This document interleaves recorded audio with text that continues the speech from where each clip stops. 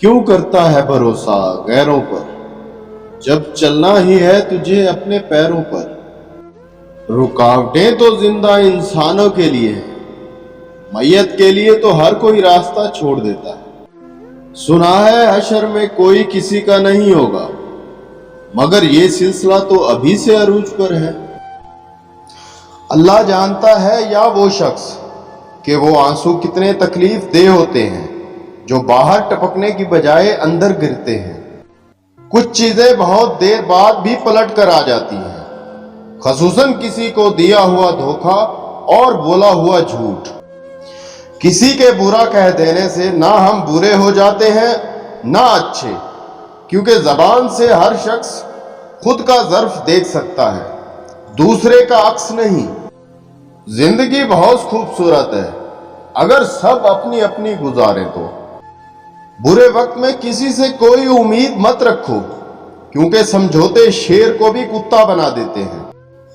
وہ رب آنسو بھی پڑھ سکتا ہے، بول نہیں سکتے تو رو لیا کرے۔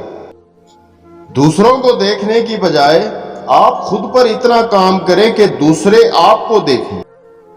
پریشانی میں مذاق اور خوشی میں تانا مت دو، کیونکہ اس سے رشتوں میں موجود محبت ختم ہو جاتی ہے۔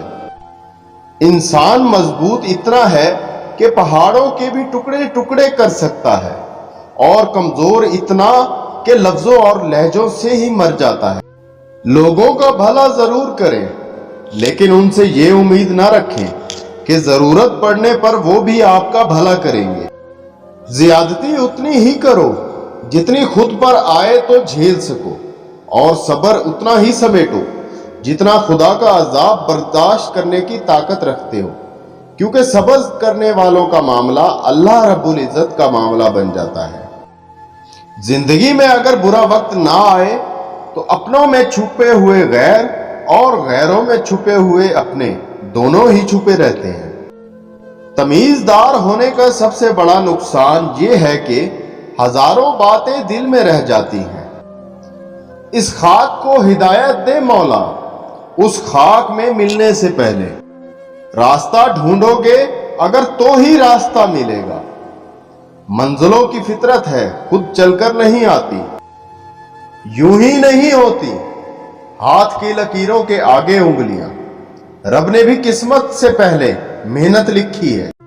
ہر درد سبق دیتا ہے اور ہر سبق انسان کو بدل دیتا ہے۔ یہ دنیا آرام کی جگہ نہیں ہے، بلکہ امتحان کی جگہ ہے۔